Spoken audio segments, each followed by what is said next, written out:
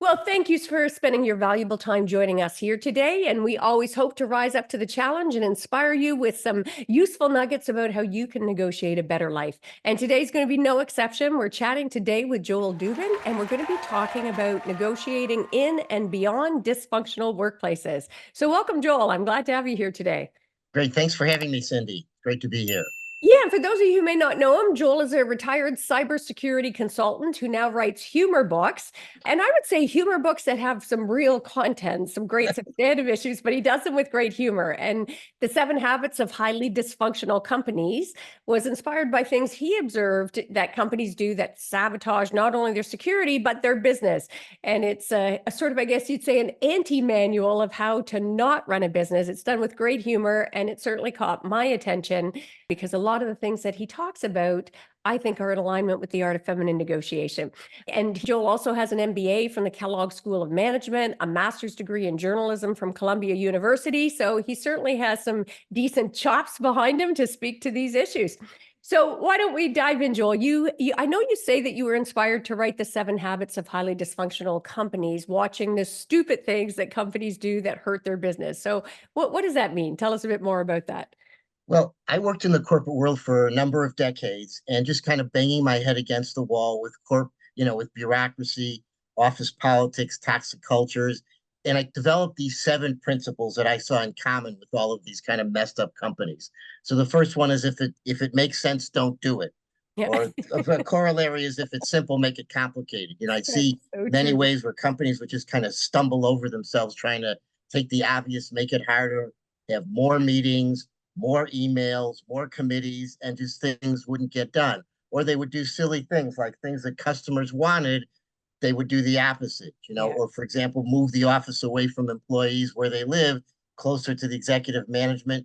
Those were people that were making far much more money and they lived in areas that were not accessible, or that the average employee Yeah. couldn't afford. So that was one thing. I saw poor communication was very common. As the company used a lot of corporate gobbledygook and Yeah. acronyms and just simple things that could be said. I have a whole acronym dictionary in the back of the book, and I talk about all kinds of crazy things that companies say. Like right sizing, downsizing, upsizing. I mean, it was endless. Yeah. Your head would spin. In fact, at the beginning of the book, I say it's most important to keep employees completely confused and out of touch. Yeah. Meetings are kind of the bane of the existence of many companies. I saw people that would be in endless meetings. They'd be in meetings all day. I would tell them, you should have your headphones surgically attached to your head so you don't have to Yeah. keep taking them on and putting them off. I saw weekly meetings, and sure, there are projects where you have to have a weekly Yeah. benchmark, a weekly check-in. But if nothing happened, cancel the meeting. Yeah. I'd go to meetings and people would talk about their pets or their vacation. Let's just cancel the meeting. I have Yeah. 20 other things to do, you And know? I'm going to stop you for one sec just before you go on with the list, because I think it bears commenting a bit on some of these. What you're describing so far, I mean, certainly in the practice of law, my gosh, I saw that. Oh, They well, don't get me lawyers, started on law firms. I mean, they try, and I think it's like a self perpetuating. Like, if we make it complicated enough, they will continue to need us when things could be so much more. And a lot of that comes from, I think, a protectiveness, but so much of that is ego. I think, Yeah. which is one of the Oh big problems boy. today. I didn't want to bash lawyers too much, but working with law firms, in fact, all professional service firms, law firms, accounting firms, Yeah, consulting firms, those types of firms where you have like this, what I call this educated snobs, I call them yeah, sometimes, the elite, and then you have the staff, and where you have this great power imbalance is kind of where you have some of the most problems. The attorneys, doctors. I see this in healthcare organizations that I work with. Doctors, they all think that they're, God's gift and that they walk on water and the doctors won't listen to the nurses, the attorneys won't listen yeah, to the paralegals, and often these people, you have to listen, you have to have open communication. Sure, the doctor might be the final authority, but the nurse is closest to the patient oh, and might be seeing things in the patient that the doctor can use for assisting the doctor, for example. But law well, firms, not I mean, just assist. I mean, I'd go a step further. It's funny because our daughter had to have open heart surgery when she was only 2 months old, and we were in critical care for almost 3 months. And I got to tell you, Joel, what an eye opener, because It was the nursing staff who were there hour by hour, minute by minute, watching the subtle changes. And they were the ones who often were making those life and death decisions. And you're right, the Yeah. doctors would come. If you were lucky once a day, usually once every few days, they'd swing by and be often very disrespectful to the input from Yeah. the nursing staff who had a much Oh, better yeah. perspective. Yeah, Yeah. So totally. I call them education. Yeah. Degree snobs, I call them in the book. So, Well, and I'm because, just going to sort of, I'm smiling so much because my father, who is sadly died too young, is no longer with us. But when I grew up in a sort of low rental, low income neighborhood, my dad was a factory worker. And as I went on in my education, he'd always make sure if I got too big for my britches, he'd oh, read yeah. much. And Let me down. he always called them pseudo intellectuals. He was like, oh, all of these pseudo intellectuals out Yeah. there. Well, we needed some common sense. Yeah. So. And it's funny you say that, Cindy, because I find in some ways, even though I'm a highly educated guy and you saw all of my credentials and I rose to various, high levels of management and organizations, I always got along better sometimes with blue collar people because they were just down to earth. Yeah. They said it as it is, and that was that. Yeah. And you've got to listen to everybody in the organization. So I talk about communication, I talk about meetings, I talk about turf battles. In law firms, not as much, but more in more traditional companies, you have these silos, so to Yeah. speak, where you have, law firms are not as bureaucratic. There is a lot of bureaucracy in the law firms and nonsense and bullshit and all stuff Yeah. like that in terms of having to get things approved. Of course, Yeah. lawyers want to have every I dotted and every T crossed. But in more traditional corporate environments, you have this, you got to go through this ladder. And I talk about how, you have to send emails. I call them vertical communication disturbances, where Yeah. emails go up and then they have to come down, kind of like, like an arrow shot up in the Yeah. air and so on. And then this all kind of leads to what I call treating employees poorly. You got to drive out your best employees in a dysfunctional organization. I talk about HR practices that are really screwy. Now we have automated systems where, you send a resume in, you follow a link, and you don't know where the resume goes. It disappears into a black hole. Yeah. So I talk a lot about that. I talk about poor customer service. And I think a lot of people that aren't even in the corporate world, just nightmares now of dealing with automated customer service. Yeah. I have in my fifth habit is a human contact with customers is prohibited. And any employees caught talking to customers will be severely, reprimanded. True. And I talk about the tyranny of auditors, which are kind of closely related to attorneys, because a lot of the functions I did, as I say, I'm a recovering IT security auditor. Yeah. It was a very similar function to what attorneys do. I review documentation to make sure it was accurate. You as an attorney, even a simple real estate transaction where bread and butter was filled out on a form, you had to read every single line and every word of that contract. Yeah. I had to do that. So you have that type of a thing where you have to go through all this, this detailed, constant type of stuff. And then I talk about how, the companies, they don't serve the common good anymore. In other words, they talk one thing and then they say another thing. They talk about, how they're going to be carbon neutral and protect the environment at the same time they're polluting and all this. But a big thing in today's world is this mass layoff thing that's going on right now. And I say in the book that the angel of death, corporate angel of death, can strike at any time and anyone. No one is immune. And even very powerful CEOs at very large organizations, sales dip, one quarter, the board kicks them out just like that, even though it could be a blip. It could be due to some, something unrelated to the actual sales. It could be some investment in new equipment or an acquisition that caused sales on paper to dip, but they're going to go up the next quarter. So all of these kinds of things combine to create this type of organization. So that's And kind of in and it's interesting to me, Joel, as you're saying all of those things, like a lot of organizations now are implementing these. It's like the new to-do list, and yet it's having the exact opposite effect, right? Like we just take everything to extreme. And I think that I'm dating myself here, but growing up, I mean, the expectation was that the average person would find a company and they would be loyal and dedicated and work for that company until their retirement and leave. And now that loyalty is gone, and they expect that the next generation are going to, I forget what the numbers are now, like 30 to 40 different jobs in their lifetime. And And we're losing that human connection more and more and more all the time. It's So unfortunate. it seems like the average length of time at a company now is like 2 to 4 years. Yeah. So kind of the advice I would give your listeners is that not be disloyal to your company, but think beyond the company. Always have a resume prepared. It's kind of Yeah. like that's your parachute, Yeah. that's your ripcord that you can pull out because it could happen, as I say, to anyone at any time. Yeah. Constantly network, constantly be out there networking. Now, in terms of, from the, art of feminine negotiation, today, and I've seen this actually getting better over the years. There's now all kinds of networking organizations that are for women in particular fields. Like, I came from Yeah. IT and Yeah. consulting. I know there was women in IT groups and there was Yeah. women in consulting groups. Now, just before I retired, the last company I was at, my immediate boss was a woman who won an award from some woman in consulting magazine, and Yeah. she, got this award and she went to an awards dinner and all that. So my point with that is that these are you should always network. You should always kind of, if there's a company that you're interested in working for, use that women's network just as an example, Yeah. as a way to get more information. For example, a lot of people, they look on the web, they look on social media, they look at, there's a website, Glassdoor. Glassdoor is very good, a lot of good Yeah. comments, but it's a mix of different comments. It's people you don't know. Whereas, if you plug into one of these networking Yeah. organizations, you can say, hey, can you give me the scoop? Yeah. What is the atmosphere like? Do they listen to people? Do they Yeah. listen to women? Do they understand? Is there sexual harassment that goes Yeah. on in this company? Yeah. Law firms, again, we keep getting back to the law firms. I Poor have, law firms are taking a yeah, beating here. sure.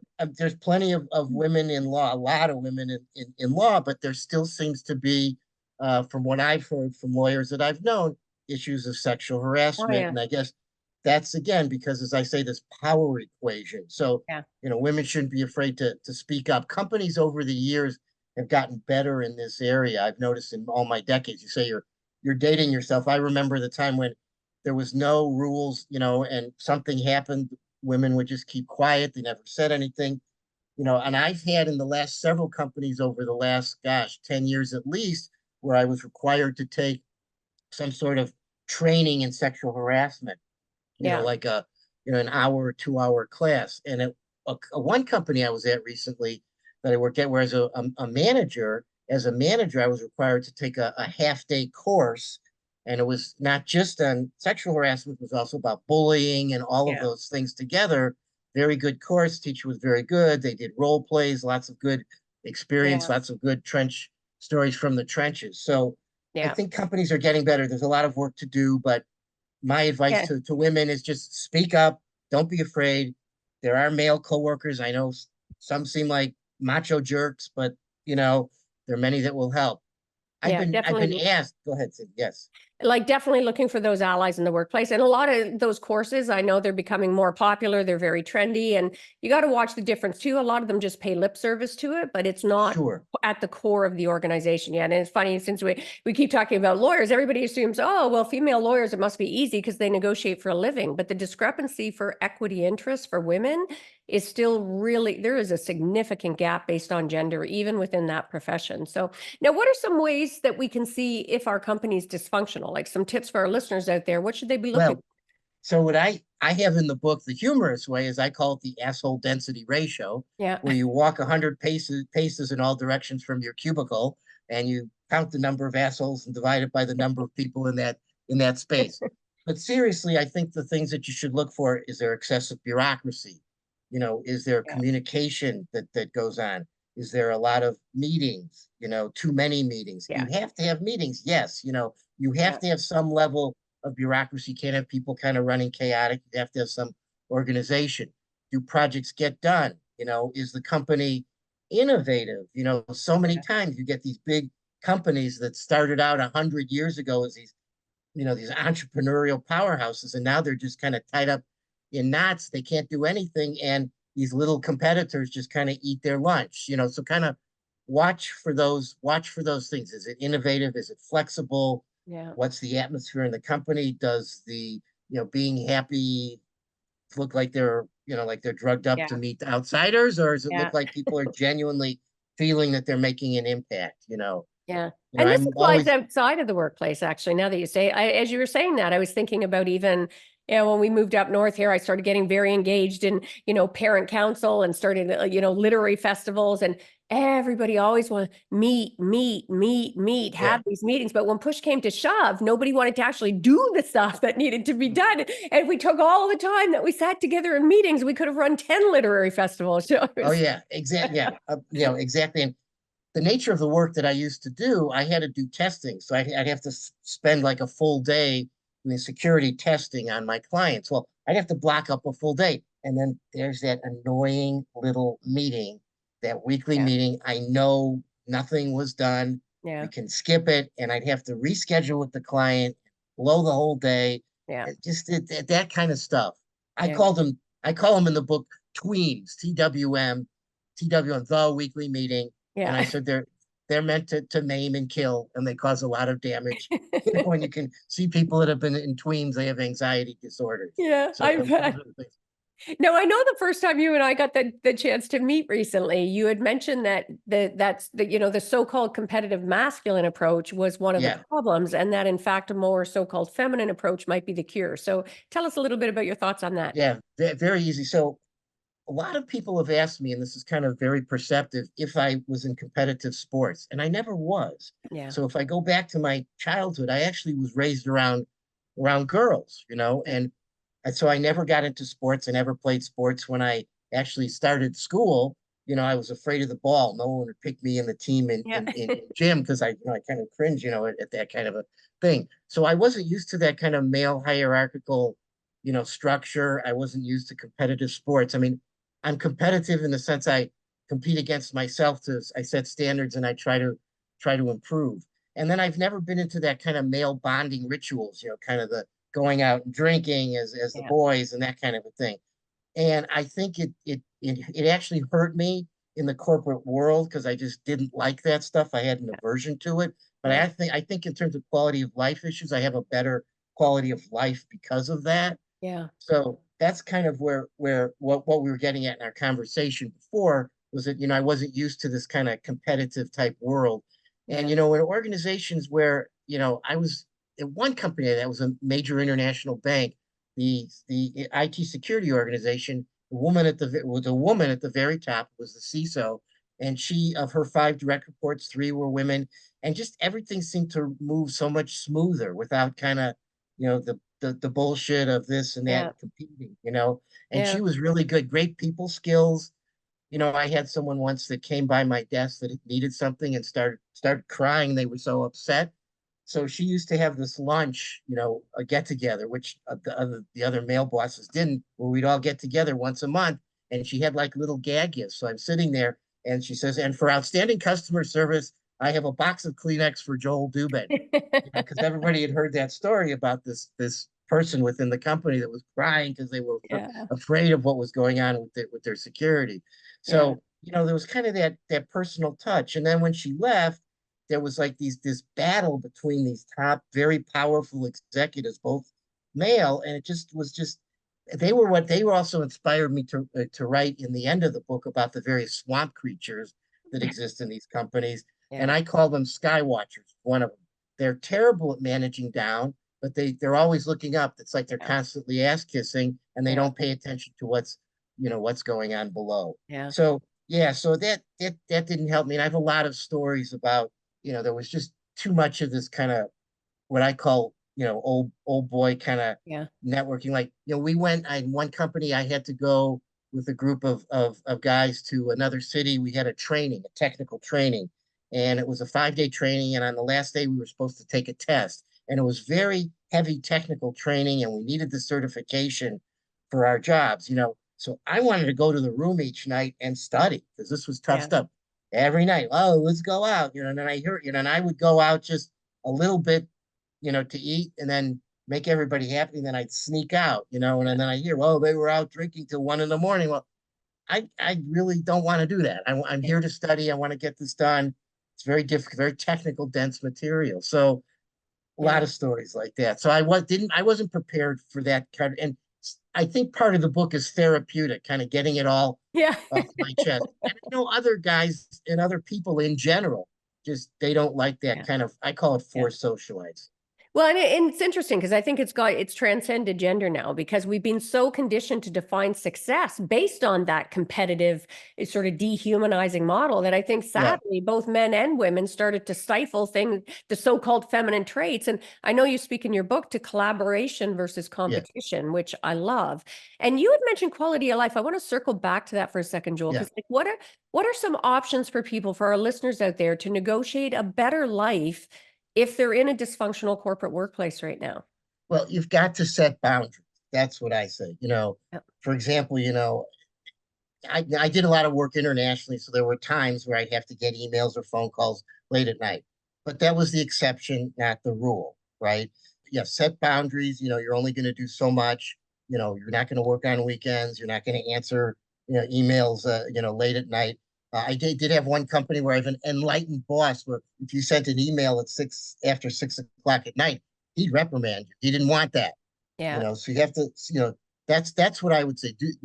Negotiate limits and stand up for yourself. If Yeah. you got a kid that's in the school play and you want to go see that and you have to take the day off or something or part of Yeah. the leave early, you got to do it. We're all human. We have family issues at times and so on. And if they don't do that, it's time to get your resume Yeah. together and leave. I say in the book, I call it, companies say work hard, play hard. So I call it the dysfunctional company says work hard, drop dead. And I Yeah. have a whole section in there about how dead employees are very important in the Yeah. office. They should be propped up at their desks and Yeah. everybody should see them as an example of what not to do. Don't work Yeah. hard. Don't try to get anything done because Yeah. this is you. I picture Yeah. someone with stirring their cup of coffee, walking by, and they see this Yeah. dead body propped up at the desk. Well, and So I'm glad we're seeing a shift away from that because I do think sadly there was a period, and it's just starting to shift now, where we almost wore it like a badge of honor, right? Like I'm so yeah, busy and my firm makes yeah, us do this, and it's almost like that scene from Jaws where everybody's trying to one up each other about all yeah. of the scars that we're bearing. Now, are there any common personality traits you would say that we can be looking out for in these dysfunctional workplaces? And if So so, definitely, I call it the megalomaniac, and it's just a simple egomaniac. yeah, They can be picked out because there's nothing wrong with being ambitious. I don't want this misunderstood, but are they ambitious where cutthroat, where too Machiavellian, where make yeah, Machiavelli blush. yeah, They're just trying to constantly climb the ladder, and you can tell that also they may not be totally competent, but yeah, they're always, at the right function. They're talking to the yeah, right people. So watch for those egomaniacs. Watch for people that cut you down. There's a yeah, difference between constructive criticism, yeah, saying, there's a way that I could help you improve this, rather, you idiot, all you do is send me this, crap work or something like that, which yeah, believe me, I've heard bosses say, I've had it told to me as well. yeah, So you need to watch for those egomaniacs and the narcissists especially, where yeah, you're always wrong, they're right, they never take blame, they never take responsibility. You yeah, should watch for managers that are taking credit for the work that you do. yeah, That's a common yeah, thing. See how as a manager, I would say, my team did X, this is, we achieved this, but Susie was the one that actually got this together yeah, for us. yeah, So you acknowledge the individual or individuals yeah, on the team. So the manager can take credit for the activity, say, yes, we exceeded in this, yeah, but Susie and Billy helped get this through. They yeah, worked overtime to get this done and make sure it was done correctly. yeah, That kind of a thing. I also have in there in that last chapter, I call it the Asshole Management Development Training yeah, Program, the AMDTEP for short, because that is what dysfunctional companies kind of encourage this type of yeah, behavior, right? yeah, So with the pyramid, as you go up, you have fewer and fewer spots that you can yeah, actually work. So that means the elbows get sharper and all that. So I say that you can tell the most ambitious people because they're wearing a rear view mirror on their shoulder to watch for yeah, backstabbers, yeah, it's true. right? As Yeah, opposed to the kind of connection that you described with that leader, that woman leader who showed up with, compassion for her, yeah, and listened and paid attention and encouraged connection in the workplace. Now, if we're dealing with this, because we do see a lot more, I think, of this kind of bullying, narcissistic kind of at the leadership level and those, as you say, elbowing their way up there. So what advice or tips do you have for negotiating with those bullies or people who are trying to flex their power in the workplace? So I would say like stick to the facts and try to be like Teflon and don't let the bullshit or the criticism kind of get Yeah. to you. Don't take it personally. Yeah. You know, just say X. You know, for example, I'll give you a real good example. You know, I was consulting to a company which will remain unnamed, Yeah. where this project manager was just pulling out his hair. We needed certain IT structure set up for testing. And week after week after week, he was coming to me. We didn't do it.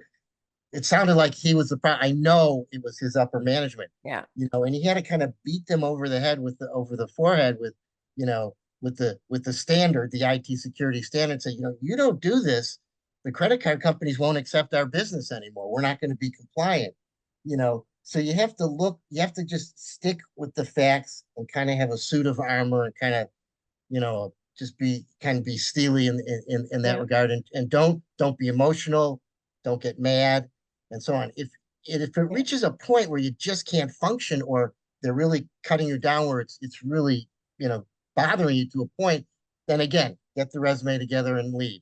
You Yeah. know, kind of the whole underlying theme I say throughout is always network, always have a resume ready, Yeah. always be prepared, always think one step ahead. Be loyal to your career, take training, always be, you know, learn new skills, you know, learn new things. You know, if your company gives you training, I know I make a lot of fun of corporate training in the book, you know, and I make it sound like someone's being sent away to a prison camp. Yeah.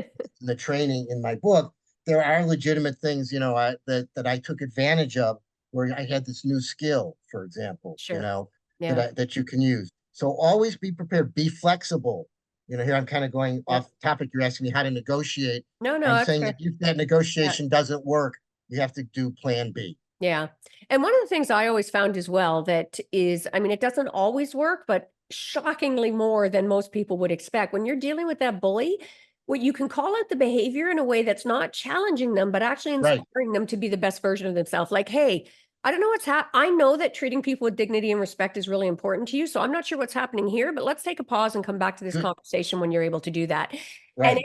it almost It always works. Yeah. throws them Yeah. ajar that they show up as a better version of themselves. Now, I They also may not think, be aware that they're acting that way, you yes, know. yes, and because it's getting so supported by the media that we see now, we sort of applaud this as the new standard.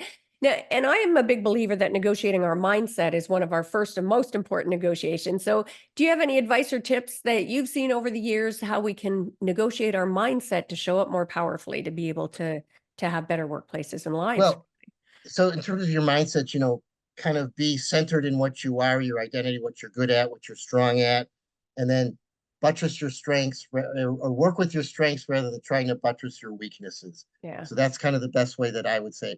You noted that I have an MBA from a top business school, and I'll tell you Yeah. the one course they didn't teach that they should teach at all business schools: psychology. Yeah. They do have an Yes. organizational behavior class, Yeah. right, where they teach you about organizations and problems in organizations. But the root cause of all of these things is psychology. So in terms of Yeah. mindset, a lot of times, and here I may sound like I'm not a therapist at all, a lot of times we replay the battles that we had in our families as children, Yeah. as adults, you That's know, so and true. if you have some psychology and you understand what motivates you, because the example you just gave, where you said, you know, someone that's bullying you, say, you know, gee, normally you're pretty good on this thing, you know, you must be having a bad day. We can talk when things are a little better, and then they're like shaken up. Sometimes they're just not aware of that Yeah. behavior. They're not aware that, you know, that their normal behavior is to manipulate. Yeah. So Yeah. that's kind of the best ways that, you know, be yourself, stand your ground, Yeah. work with your strengths and not your Yeah. weaknesses. And I want to And stop there. I want to really put a pin in that point because you rarely hear that advice. And I totally agree with you, Joel. And I remember the first time I ever heard that because we are so taught when we're young, they focus on, oh, you're weak in this. So work at this more, work at this yeah, more, which attacks people's sense of confidence because they feel like they're not capable when they've got all of these strengths here. And I think it was Dean Graziosi or one of those guys the first time I heard it who'd said, to hell with that. Find those things you're strong at and hone those babies, like really yes, work on those strengths. It makes you feel better about yourself. It gives you a sense of invincibility and absolute confidence when you show up. Get somebody else to do the stuff that you're terrible at, right? But, farm it out in life, but Yeah. really get great at that. So I thought that was a brilliant point you gave, and I want to really put a pin in that. Well, in a good team, in a well-balanced team, you have people with different Yeah, strengths. Even in tech, I noticed you'd have people that were not as technical on the team, but they were better communicators. You had yeah, people who were good in one technology and not in another. I mean, yeah, just like law is highly specialized, right? Labor law is different than contract law, different than corporate law, right? Or criminal law. And this, yeah, one lawyer can't practice the other. Well, in the same way in IT, you have database managers, you yeah, have security professionals, you have developers, you have web designers, project managers, and project managers are a whole different breed unto themselves. Many yeah, started out as hardcore coders and they got tired of it, but they're good organizers. They're good people organizers. They know how to farm out, yeah, exactly who should get what, the right amount of work. yeah. So in a good team, you have balance, and teams should try to strive for that rather than being kind of monolithic, all tech people I or love all that. this or all that. I love And it. that's why I kind of, yeah, because over the years, I've taken, endless various, classes and self-help things as well, just like we all have, I think, in professionals, where, let's try to fix this weakness. I'm not saying that you shouldn't, kind Yeah, of drag around bad habits and yeah, behaviors, right? If you're just not strong in certain areas, if you're yeah, not strong in speaking, there should be someone on the team who's the yeah. one that makes the Absolutely. presentation to the executives Yeah, because you're just not as polished at that, right? yeah. I And I used to, always say that when I teach negotiation courses, I've done a lot of those for trade unions, right? Where they're going into their oh, collective bargaining. These are big negotiations. And I talk about putting your team together, right? Not everybody's going to have all the skill sets. Make sure you've got somebody who's great with numbers. Make sure you've got somebody who's great with language. Make sure you've got somebody who's great at note taking. Make sure you've got somebody who's going to be compelling to be the lead negotiator and speaker across the table. And even in our personal relationships, as you were saying that, Joel, right? Like, I think about my husband and I, and we bring different skills to the table. The things that he's great at, I'm not, and vice versa. And it makes for a it's better so life. funny you mentioned that because my other book, is Yes, Dear Husband's Guide to Marriage, which is a humorous book on marriage. You talk about skills, because one, not too many people have criticized. Most people like it, but saying it was offensive to women. It sounded like women were lazy, and that's not true. I make a lot of fun of husbands and make them seem like Yeah. they're not all that bright, and they need help. They need help putting their clothes on. But exactly, my wife and I, I do the laundry and the dishes. I can do it quicker. But you know what? She's the decorator because if Yeah. left to decorate the house, it would be called magic with card tables.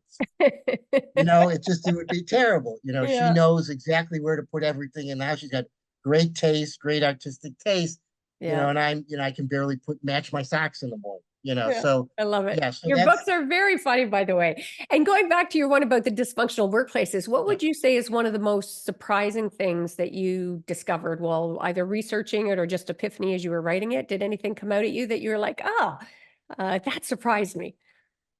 In a positive way or negative way or Either, actually. well, Yeah, great I'm question. just shocked at how some of these companies, how they do such great PR and they make themselves out to be this progressive organizations. And then when you're on the inside and you Yeah, just see rot, they don't support their employees. yeah, They'll talk about, in the future, employees will be doing this and that. And then you go in the yeah, company and they're not. I hate that word empowerment, employee empowerment.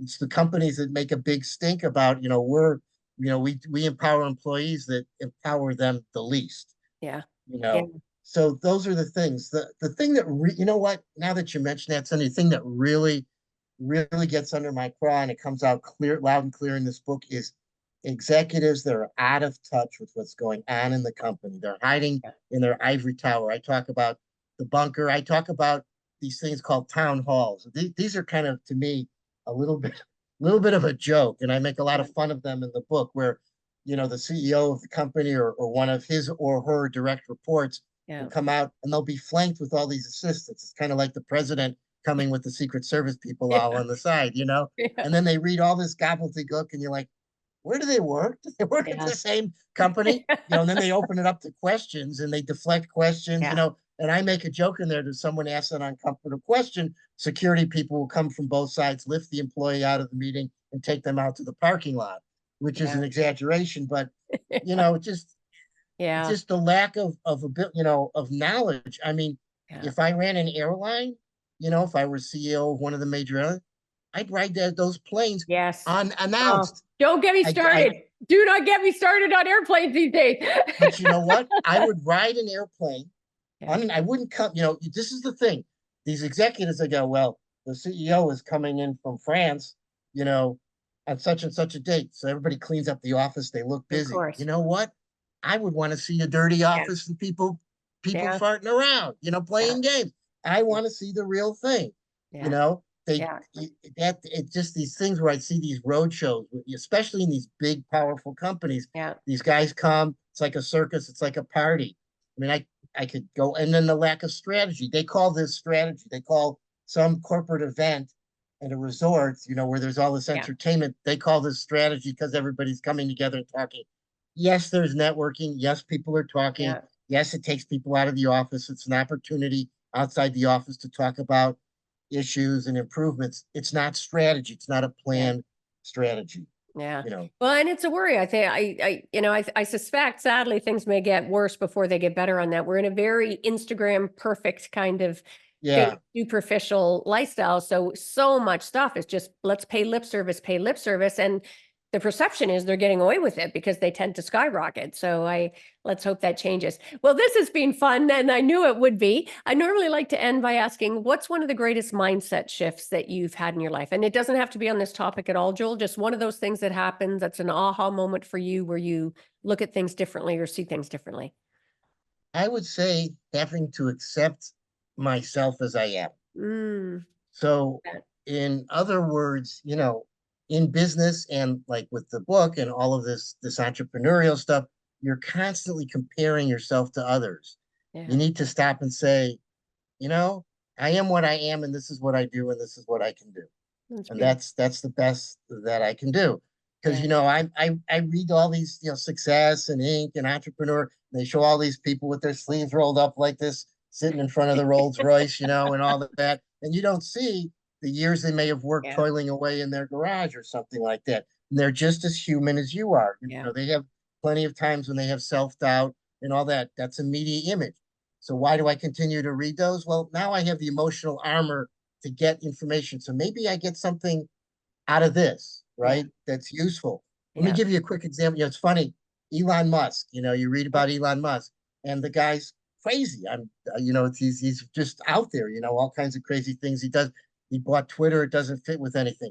But the one lesson I learned from him is he was persistent and he yeah, just stuck it through. And yeah, that's a good trait that I have. yeah, You know, his SpaceX, the rockets, he thought that he could get a rocket up in space in 2 years. yeah, It took 6 years for their first rocket, and he'd have every time a rocket. And it's a you know, when reading this biography, I didn't realize how much work goes into, you know, what yeah, all the different disciplines and things that, you know, that would go into building a rocket. Every rocket would blow up, you yeah, know, and he just yeah, said, you know what, we learned this is what we did yeah, wrong, and each step he would learn and then just didn't bash himself. Oh, I shouldn't be doing this. Is stupid. No, he just yeah, kept going and, you know, persistent. You know, yeah. so That's great. that's the thing. Be true to yourself. You know who you are. Yeah. Don't compare yourself to everybody else. And when you get in those moments, just try to stop it. You know. Yeah, there's a lot packed in there actually, because part of what you're saying too is that fear of failure, which we all have, and that's the only path to success. And the fear of success Yeah, sometimes and too. fear of success, absolutely. And I love that you called out because we don't talk about that enough. That sometimes we see these images of these perfect, and then it's like overnight success. And I remember being at a conference with Rachel Hollis once after her book exploded, and she was saying, you know, oh, everybody talks about how it's an overnight success, overnight success. She goes, overnight success over a decade in the working. I slogged through bridal Yeah. shows. I slogged through this. I Yeah. my way and clawed and scratched and finally got some traction in this niche over here. Like that, there was no overnight about that. So Yeah. it's a great, Exactly. So great yeah. reminder. Just got to kind of keep plugging and chugging. And you know, I don't look as like failure. I mean, they always say, well, you know, failure is a learning experience. Well, there's a point where, you know, if you're failing too much in a certain thing, you've got to say, well, is this the right thing to be Yeah. doing? Am I going down the right path with this? And there's several good books on that help you kind of decide when is the time to pull out. But the other time is, for instance, in marketing this book, in the very beginning when it first came out, I would take it and I'd mail it to celebrities, and Yeah. didn't get a word, didn't get a response, thinking, well, Bill Gates has this website where he reviews books. It never got to him, that kind of that dumb idea. Move on. Don't beat myself up. Move on. And then, I moved on, and then I, worked with Steve and the Publicity Summit, and that has borne a lot of fruit, and then the other things. And then yesterday, I won an award for the first place at the Book Fest. Yeah. The Book Fest for business humor book was the first place. First, thank you. So it was the first, so it's a little award. So now I have something that I can use to market. It didn't translate into immediate sales, and I can't say, oh, this isn't helping me sell. It's stupid. No, it's building up. It's marketing. So that's beautiful. Yeah, right. Perfect example. I like that. Overnight success was actually a decade. Yeah. So where can people learn more about you, Joel? Where do you want us to send them? Well, you can send me an email at dysfunctionalcompany@yahoo.com. I'm still in the process, because this is all new, of setting up my social media and my website. So, well, when you get it, flip me the info. We'll make sure to put it in the show notes. In the meantime, we'll put that email so people can reach out to you, and definitely check out the book as well. And we'll make sure to put that in the show notes. So thanks so much for joining us, Joel. It's been a lot of fun. Thanks for having me. Great sense of humor and a great way of dealing with really serious subjects in a way that people can find palatable. So thanks. Thank you. Great. Thanks, Cindy. And for our listeners, I hope you grabbed lots of value from this episode. We had all kinds of nuggets in there, all over the map on different aspects, from your personal to your professional and beyond. Make sure to subscribe if you haven't done that yet, and make sure to share this episode with anyone that you think can get some value from this messaging. And before we sign off, as always, I'd love to share some ways we can work together. If you are looking to negotiate your best life and up-level those negotiation skills, to do that, I've got everything from online to group to mastermind and VIP one-on-one experiences to help you better leverage your natural power. And yes, you have it, to get more of what you want and deserve in life. And if that sounds interesting, check it out at artoffemininenegotiation.com. And if you haven't got my book, make sure to grab my book of the same name, The Art of Feminine Negotiation: How to Get What You Want from the Boardroom to the Bedroom. And that is a wrap for this episode. So until next time, go forth and negotiate your best life on your terms, so you can stop missing out and start getting more of what you want and deserve from the boardroom to the bedroom. Until next time, take care.